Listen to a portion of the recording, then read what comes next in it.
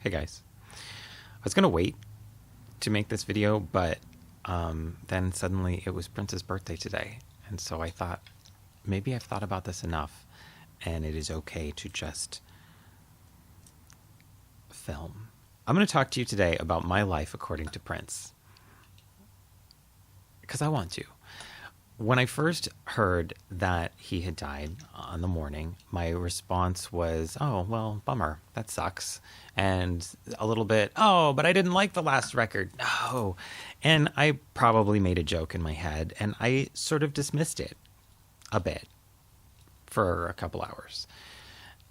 And I got messages from people that I hadn't talked to in years. Are you okay? Is everything all right? And I'm like, well, I didn't know him.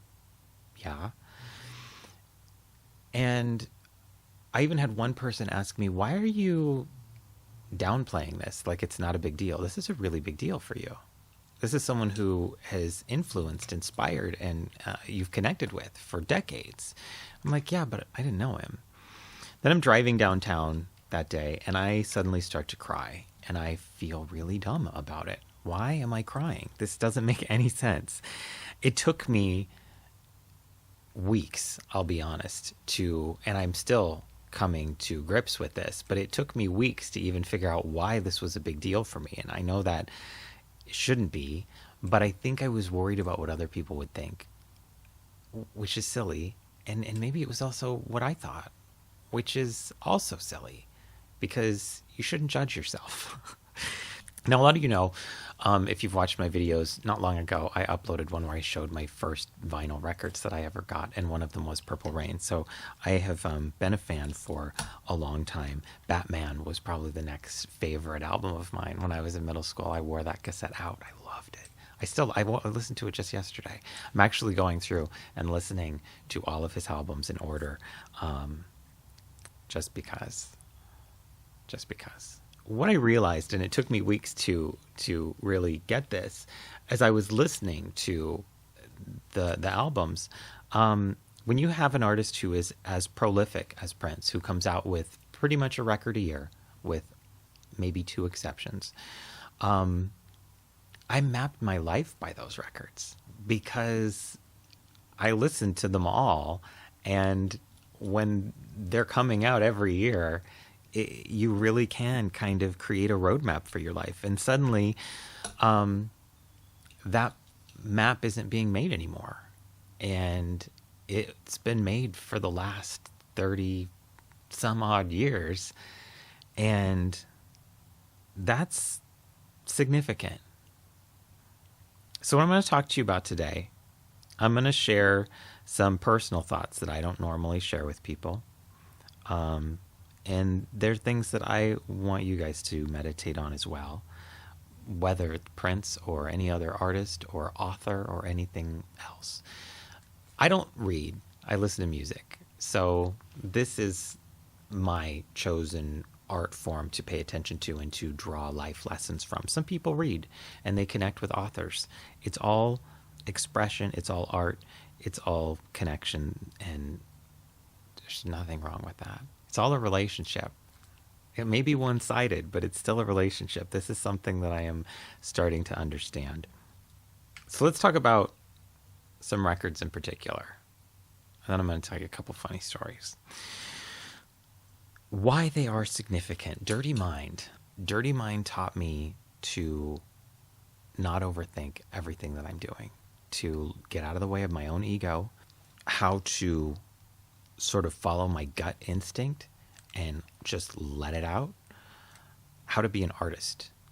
These are still things that I struggle with, but that is how I connect with that record, and that is what it has taught me over the years, how to be an artist. This is significant. Parade, which is the soundtrack to Under the Cherry Moon, which is my favorite Prince movie and one of my favorite movies of all time,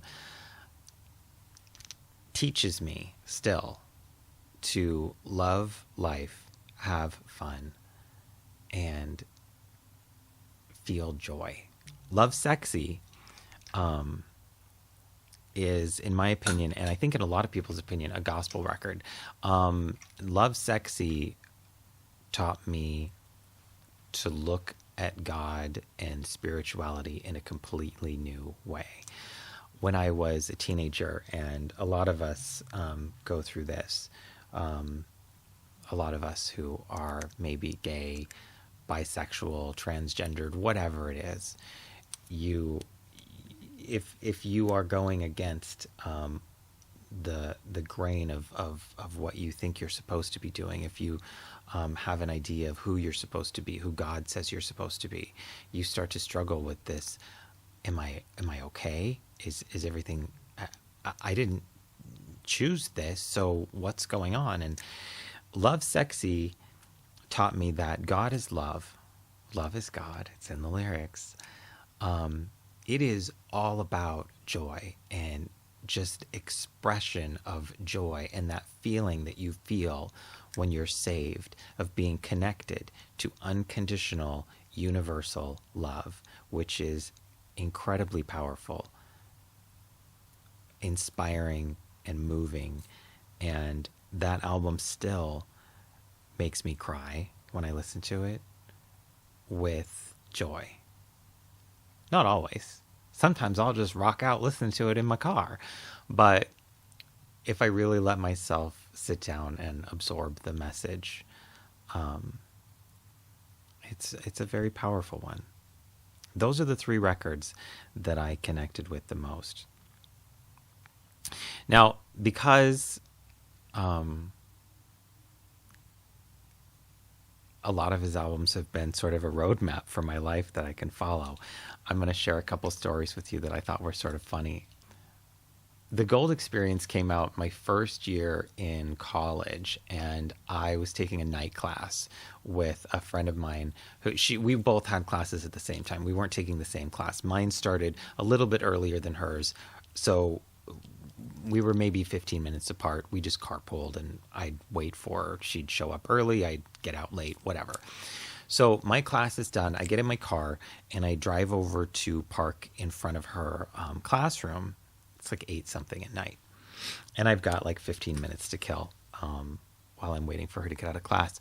And I start listening to the Gold Experience, and I played Pussy Control so loud. When she came out of the class, she was like, she scurried to the car, bright red. No one knew it was me or that I knew her, which I think is funny.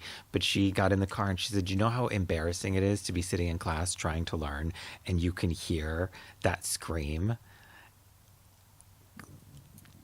just like thumping through the windows? Made me laugh. The year that I moved out of my parents' house, Emancipation came out. And before I had moved, it was out. I went to the mall to pick it up with the guy I was with at the time, driving the same car. It's my 1984 Ford T-Bird. It was sort of a goldy, mustardy kind of color. And I go to pick it up. I'm trying to leave. It's snowing because it's winter. And that car was so horrible to drive in the snow. It was heavy. It had rear-wheel drive. It didn't want to go anywhere. I got stuck in the parking lot, sliding all over the place. I finally get home. I have a couple friends over. We sit on the floor at my parents' house. I make hot chocolate. We play the board game Life and listen to all 3 discs of that record. It was a pretty cool day. Later on, after I had moved out, I went to my first Prince concert, which was the tour that he did for Emancipation, the Jam of the Year tour, I think is what it was called. Chaka Khan opened, which was really cool. I saw it at the Rose Garden in Portland. It was really neat, except Chaka Khan played for like 8 hours. I mean, it was probably 2. But it wasn't an opening act. I mean, originally, Chaka Khan, yeah, we're all like, woohoo, it's Chaka Khan. And then after about an hour, we're like, go home, Chaka Khan. She didn't finish until, I don't know, however when. Prince didn't come out until midnight. He played forever. We didn't get out of there until like 2 or 3 in the morning. I have no idea. But all I know is he played A Case of You on guitar while bathed in blue light, the Joni Mitchell song. I have a connection to this song. And It's actually my first boyfriend when he dumped me. Oh, I was 17, and a friend of mine said, "You need to listen to this song." She takes me to her house. We listened to A Case of You sitting on her parents' floor, and I loved it, and it made me feel so good, and I was still sad. Flash forward a year or two later, and if that, no, probably not even that, I go see Tori Amos in Seattle when she was touring for Under the Pink, and I bump into the guy, my ex, the guy that dumped me. I hadn't seen him in years, or what felt like, I'm a teenager, so it had probably been a couple weeks. I hadn't seen him in a few days, and I bump into him at the concert, and I'm like, oh God. And he hugs my friends, but over their shoulder, he's giving me dirty looks because he knows he can get to me. And I'm just like on the verge of tears. This all happens at intermission. We go back, we sit down, and I'm all upset. The lights go down. Tori Amos comes out. She sits at the piano, and she plays A Case of You. And I thought for a second that someone had slipped me something, and I was hallucinating. It was the most crazy coincidence ever. And so then to see Prince for the first time after loving him for years, finally getting to see him in concert, and waiting for hours for Chaka Khan to finish, and then he sings A Case of You. It was pretty cool. The last concert that I saw with Prince was the one that he, the tour that he did when the Rainbow Children came out. And I saw it in Seattle at the Paramount Theater. It was the last time that I saw him. And I had bought tickets for other concerts, but I couldn't go because that was a stretch for me. Going up there was really hard. I was starting to have a lot of problems with the anxiety, the agoraphobia, all that was really kicking up. It was a really cool show. It was very intimate. I'm really happy that I got to see that. Never saw him again, but it was a pretty cool memory. Yeah, there's more, but I'm going to leave you with that. I'm going to show you something else because I've been sitting here playing with this over to the side here. If you follow me on Instagram or anything, you would have noticed that around Christmas, I bought myself a present, and it's been hanging out in the back of my studio in my recent videos. I've wanted this for years. When I was a teenager, Prince had this 1-800-NEW-FUNK catalog, and there were posters, and there was like a comic book or something. I never got it. There was a perfume that he had for a while. I never bought it. In my mind, it smelled like CK1, but it probably didn't. All kinds of stuff. And you could get replicas of the Cloud guitar. And I never got one, but I always wanted one.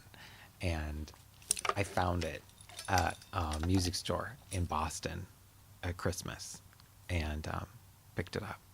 So this was my Christmas present to myself. And I really like it. All right, guys. Thanks so much for watching. I appreciate it. Wonder if this is more for me than it is for anybody else. This is what I would like you to think about, because there's always homework. As I said, we connect with people for different reasons. I don't read, I listen to music. Some people watch movies, and that's okay too. If you want to share anything, feel free to. Who do you connect with? Who has inspired you? And share it. Again, those 3 records for me, they really helped in a lot of ways shape who I wanted to be. And Prince in general was this guy wearing high heels and a lot of makeup. I wore high heels and a lot of makeup when I was a teenager, and it was nice to have somebody to look up to who was saying, it's cool.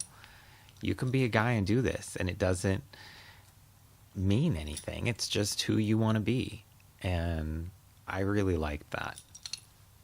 It was really cool. So thank you, Prince, for that. Okay, that's it. Happy birthday, Prince. And until I see you guys next time, please remember, take care Um, oh, I want to say it. Drive safe. And may you live to see the dawn.